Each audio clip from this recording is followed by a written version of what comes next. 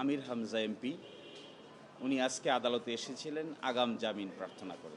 আপনারা জানেন যে সিরাজগঞ্জের একটি আদালত একটি ওয়ারেন্ট জারি করেছিল। বর্তমান সরকারের একজন মাননীয় মন্ত্রী ওনার ব্যাপারে একটা মন্তব্য করেছেন এবং তার পক্ষে সিরাজগঞ্জ বারের একজন আইনজীবী একটি মামলা করেছেন পেনাল কোডের 3টি সেকশন দিয়ে। তো তার প্রেক্ষিতেই আজকে আগাম জামিন নেওয়ার জন্য আমরা এসেছিলাম। আদালত শুনানি করেছেন, করে আমাদেরকে আগাম জামিন দিয়েছেন 8 সপ্তাহ অথবা till conclusion of the trial, অথবা মামলা শেষ হওয়া পর্যন্ত, এবং একটি রুলও জারি করেছেন। আর এই সময়ের পরে তিনি পরবর্তীতে উপযুক্ত সময়ে সিরাজগঞ্জের আদালতে গিয়ে উনি আত্মসমর্পণ করবেন। তো এই আদেশটি আজকে পেয়েছেন এবং আমরা প্রত্যাশা করব যে এই আদেশটি আমরা আজকে একটি আইনজীবী সার্টিফিকেট দিয়ে দিচ্ছি ওনাকে। উনি আজকেও সংসদে অংশগ্রহণ করবেন, গতকালকেও সংসদে অংশগ্রহণ করেছেন। তো এই আদেশের আপাতত ওনার বিরুদ্ধে যে অ্যারেস্ট ওয়ারেন্ট জারি হয়েছিল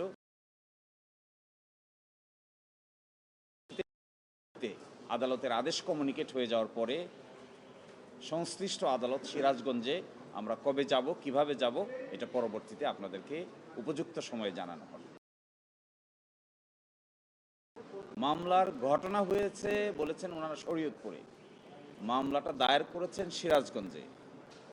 যার ব্যাপারে তিনি মন্তব্য করেছেন বলে অভিযোগ করেছেন তিনি মামলা দায়ের করেন নাই, মামলা দায়ের করেছেন তার ওয়ে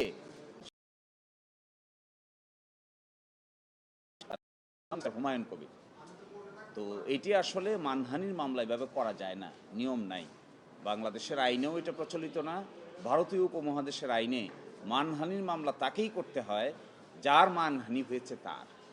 একজনের মানহানির জন্য আরেকজন মামলা করা যায় না, এটি ভুল, এটা আইনের ভুল প্রয়োগ হয়েছে। নিশ্চয়ই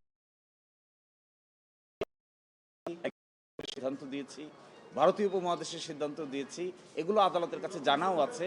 আমার মনে হয় আদেশের ভিতরে এগুলো রিফ্লেক্টেড হবে যে তিনি কিভাবে এই আদেশটা দিচ্ছেন। মন্তব্যটা কি করেছেন? মন্তব্য করেছেন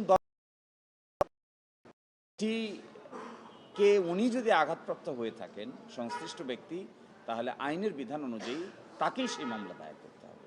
কিন্তু মামলা দায়ের করে ফেলেছেন আরেকজন, এটা আইনে অ্যালাউড না।